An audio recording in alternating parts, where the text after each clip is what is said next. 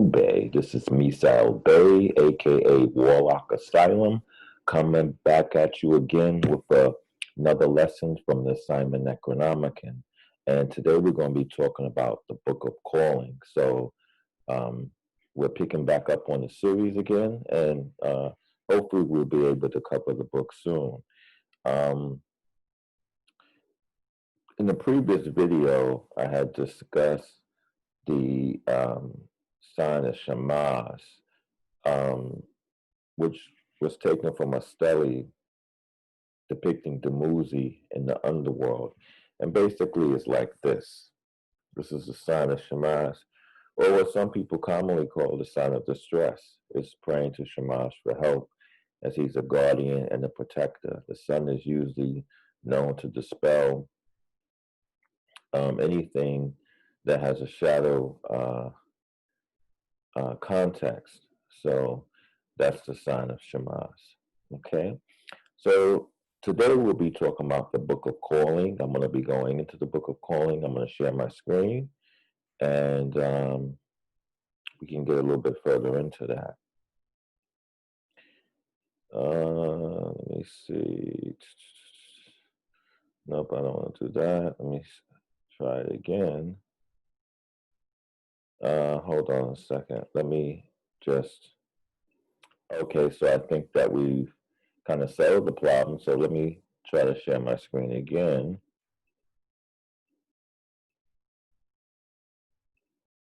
There we go. The Book of Calling.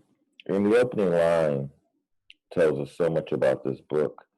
It says, this is the book of ceremonies of calling, handed down since the time of the elder gods walked the earth, conquerors of the ancient ones.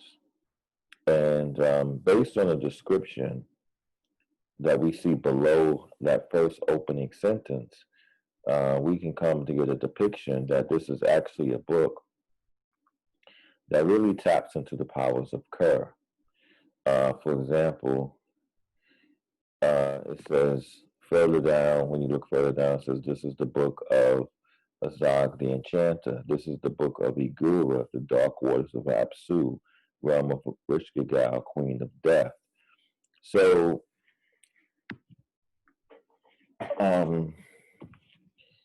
let me stop sharing my screen for a second, because this should actually be an announcement. Because through that, what happens is that we can see something unveiled that's never really talked about before. As far as the Simon Necronomicon is concerned, is that all the workings occur in Ganzir, in Kerr, in the underworld. And this is what the book is about. You know, when you look at the Watcher calling, the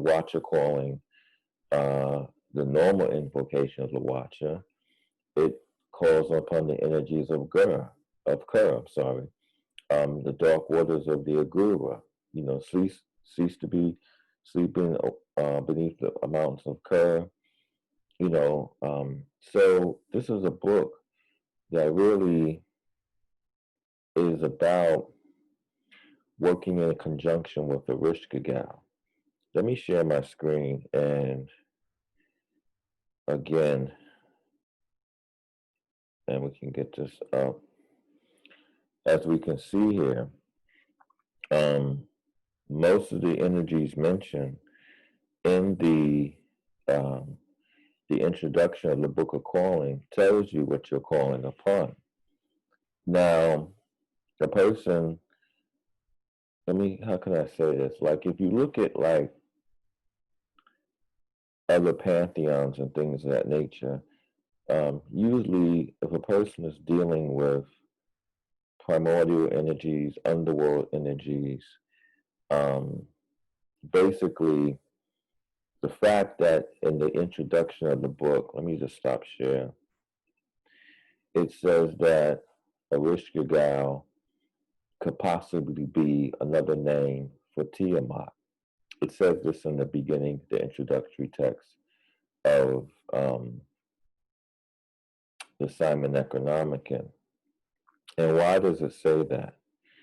It says that because it's telling you what's revered in the book, those who call upon Tiamat, who they are. So the initiation is to gain a sort of astral strength, by walking 7 gates. And remember that the 7 gates is still part of the underworld, because in the gates of the Necronomicon it says that the underworld could be the farthest reaches of space, or it could be, petitioning upon stellar forces that exist below the horizon. So this is very important because, there is a missing element in the ceremonies of calling itself that's not clearly explained in Gates of Necronomicon, and it's not explained in and it's not clear talk in the ceremonies of calling. But here's something to think about, is that, the Necronomicon as a word in itself means the Book of Dead Names. At the time that this information was published, and more than likely at the time that even if there was a historical meaning as far as the Mad Arab's testimony, the time that the book was written, Babylon was a dead civilization, because the Mad Arab speaks upon it in this first testimony as something of the past. So that means that once you walk the gates, since Babylon was a dead civilization, that means that any conjuring of any of the energies in the tome are probably best reached as if one is calling upon something that is deceased. And once you realize that, everything falls in line. The meaning of the 8th gate, as mentioned in the Gates of Necronomicon, it all falls in line. Let me just put this in a riddle, because I'm not going to tell a person straight out in this aspect what to do, because a lot of the traps were made to protect this aspect of the book. If the underworld is said to exist in the furthest reaches of heaven and could represent stars that exist of stellar powers below the horizon, in order to make contact with those forces, wouldn't one has to open up the gate to the underworld? It's just something to think about. Okay, let me go back to sharing my screen again. Okay.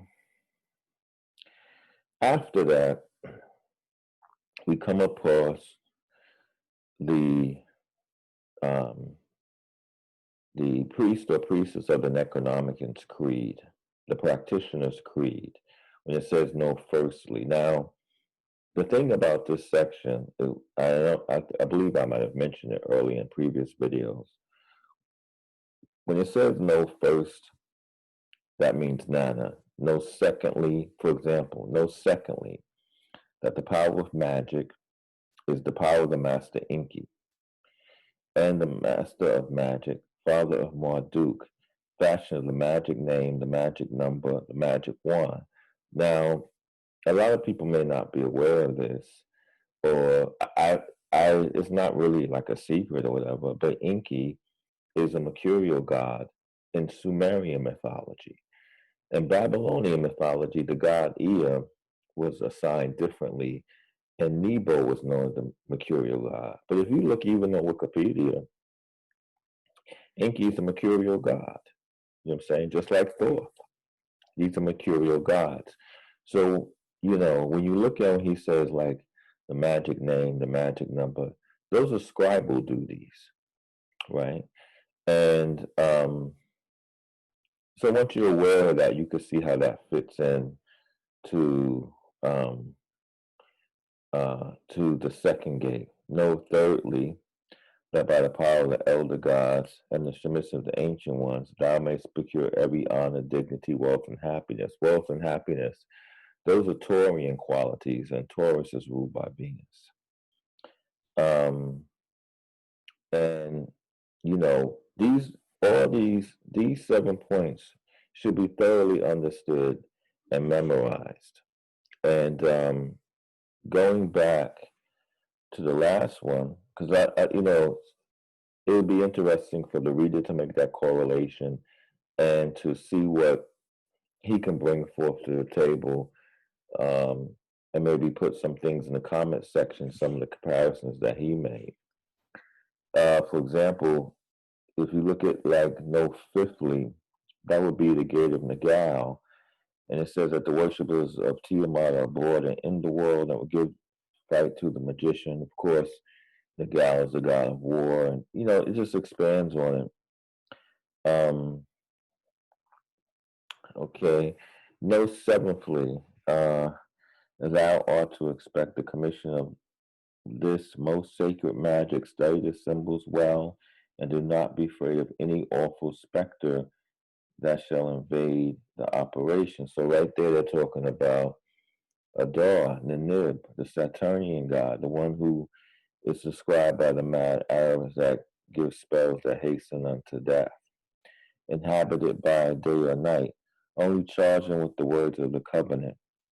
And it goes on with that. So later on, we see further explanations of the signs. Again, the sign of our race. This is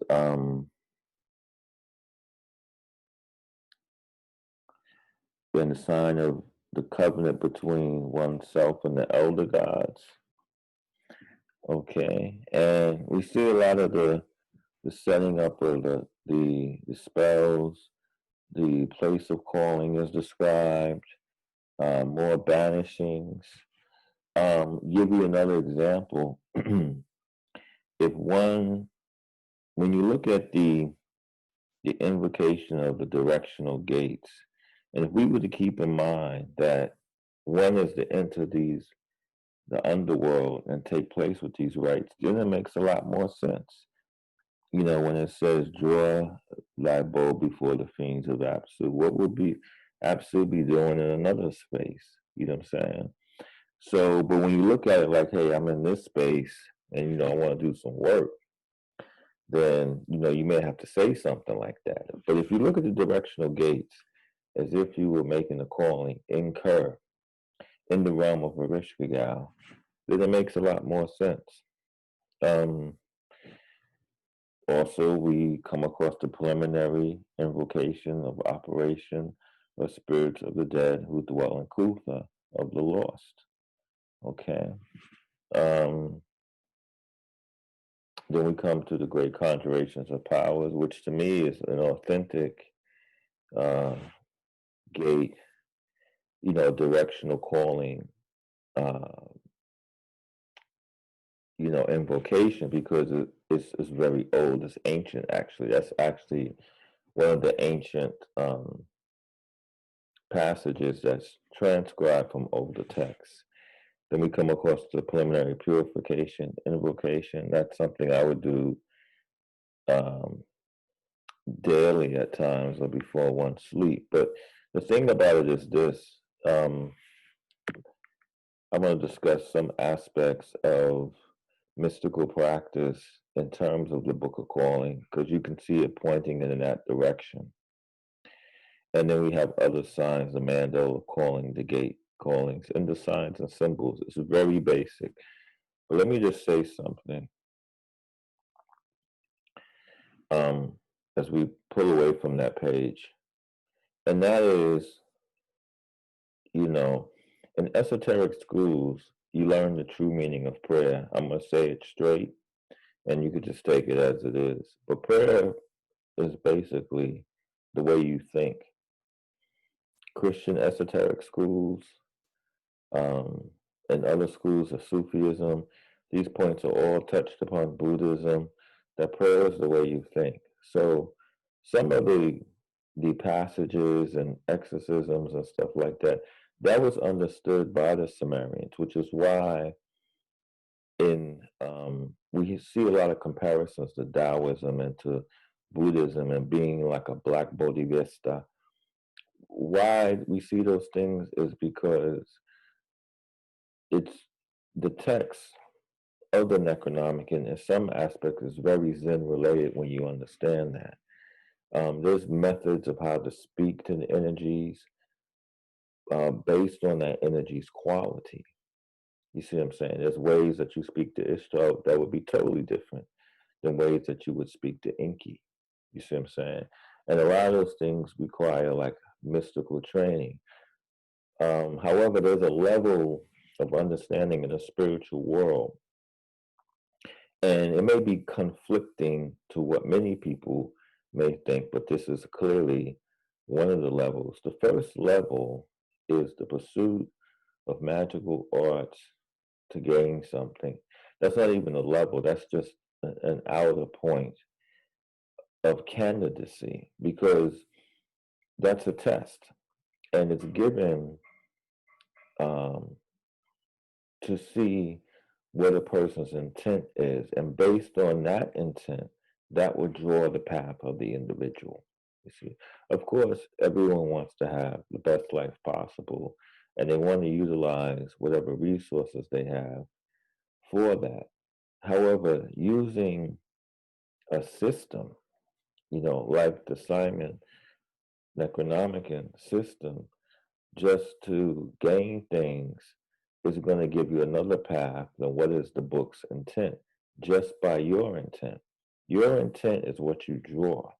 You see, you can draw Ishtar. Anyone can call these things, but their intentions, it doesn't allow them to see the depth of what is presented before them. You see what I'm saying? And so, certain powers, they just don't exist in this realm. It's like if you light a fire and the fire is burning, the fire can never be wet. It can never be wet like the liquid water, because then it will become something else.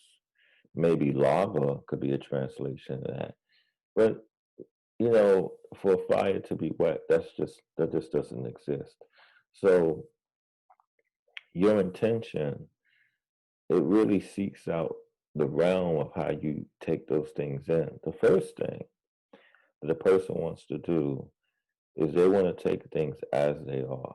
So a lot of times I may speak loosely because I've worked with the text thoroughly. So I may speak of things that may or may not be considered orthodox by a lot of people. However, if one wants to go about the text and follow exactly what's said, that's the best way to begin, because that's how I began also, And then from there, they may see some things, they may not. Usually what happens is you first, let me pull this page back up because it's actually explained in the text. Okay.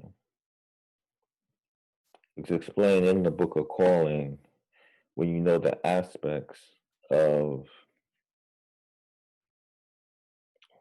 the energies, right?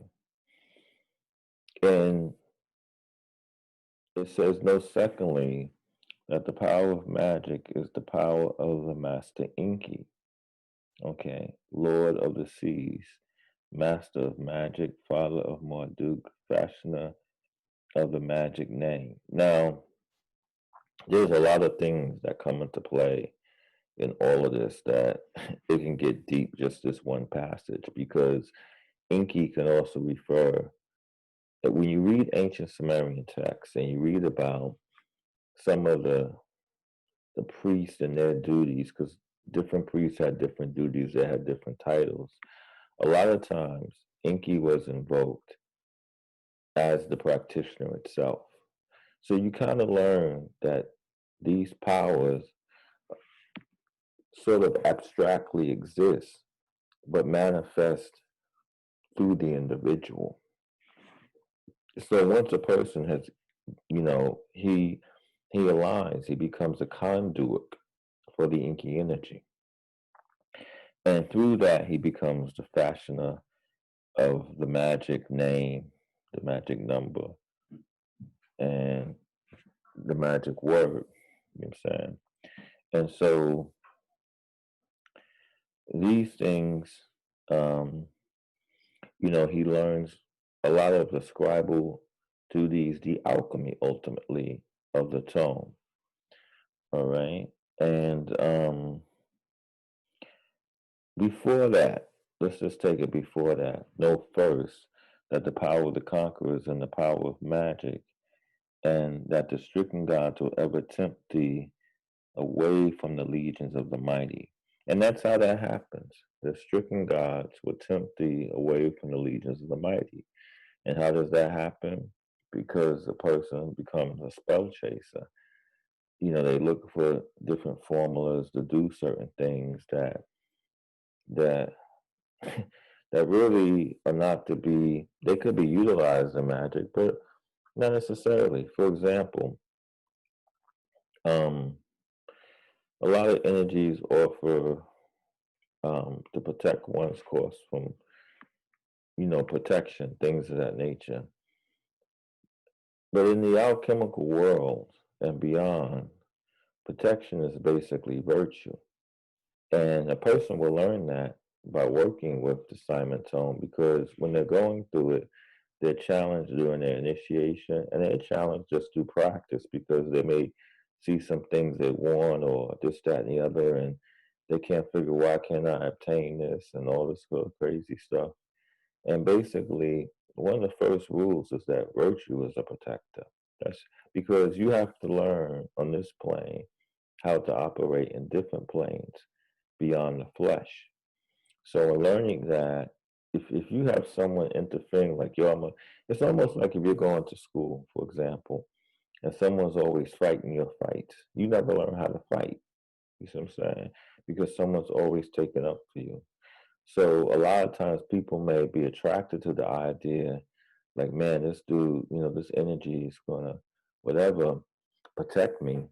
But a lot of protection is based upon how you interact with your environment. You see what I'm saying? In the same way as if you were, living socially, there are certain actions, certain ways of living that you avoid conflict. You see what I'm saying? So it's the same thing.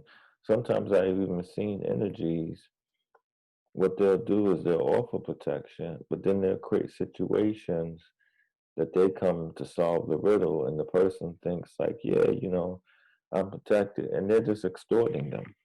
You know what I'm saying? So you have to be wise to all those things, and that's why when you read the creed in the Book of Calling, it's basically, if you stick by that, you'll gain an understanding of the entire text, and also you'll gain a closer relationship with the powers that be in the book, and also you'll be able to see those powers as part of yourself. Magic was designed ultimately as far as ceremonial magic as a way to study forces that exist within us objectively without the process of personal justification.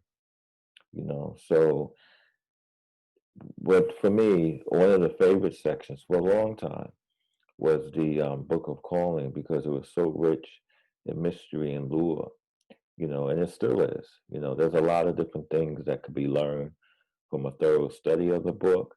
But these are just some basic things that, a lot of people may not be aware of, who are working with the book, and, maybe have not really ever observed, you know what I'm saying? But all I can say is that the best way to get an understanding of the Simon Tome is through purification. By one thing you can do is you can open up certain sections that have exorcisms, or you can write your own even. You know what I'm saying? We looking at stuff that was written by priests and stuff. And there's certain languages, not languages, but there's certain formulas in many of the incantations that they read, and they're categorized based on how they are formulated. It's good to learn those things because it's also good to write your own words in a sincere way. You see what I'm saying? And really put forth the effort to make your experience as best as possible by following the creed. No firstly, no secondly, no thirdly, no fourthly, no fifthly, no sixthly, no seventhly. And each of those instructions, all the instructions for the gate itself, it should be the wisdom that one procured from the gate itself. You see what I'm saying? There's a lot of Ripley's Believe It or Not facts about the Necronomicon by Simon. In the beginning, it's very fascinating. Like, one of the things a person could do is read the book backwards to forwards. After reading it forwards to the back, they can read it in reverse, or there's a lot of different things that could be done, with the Simon tome. And in the beginning, it's a very fascinating study. Then, as the course of time happens, you're trying to equate, how do I get this, um, how do I acclimate myself spiritually, with this information? I mean, I could feel the transformation. I'm feeling states of lucidity and, different things of that nature. And then pretty much you become a vessel for whatever you're calling to exist, through you. You know what I'm saying? And, this is what the elder gods, who were human beings at one time, utilized to elevate their status. And that made it, may or may not happen the way that you see it. You know what I'm saying? A lot of times when you look at, you know, um, the worlds of mysticism and spirituality, or however people want to call it, they're presented as modes of entertainment. You know what I'm saying? Well, let me see what I can do to get this big audience and stuff. And they're not really saying anything different than someone else on a different channel or something. It just becomes this, this society of people who imitate through ritual, you know, and very few are able to take those works into their own and to really like live it out outside of ritual, you know. And so one of the key things that you want to really do is to really draw up the meaning of these things and the lessons that are learned. You know, that's the important thing. And it's not only with the Necronomicon by Simon, but in any form of spiritual practice is the key thing. And that's how you could tell the quality of the system. You can tell by what its practitioners are saying about it. In other words, what lessons they learned. You know, anyone could, take a gun, shoot it, and get a bigger gun that may be more accurate, that may be more quote unquote powerful. However, there's lessons in how you use a gun. So it's the same thing with the use of this energy. There's lessons in how you use it. And through those lessons, that's where the cultivation stands at. It doesn't stand if you work with one part of the book that's going to open your mind up. It's just a form of self-hypnotism, you know what I'm saying? But if you learn the lessons by working with the energy, that's the greatest thing, and that's the greatest calling.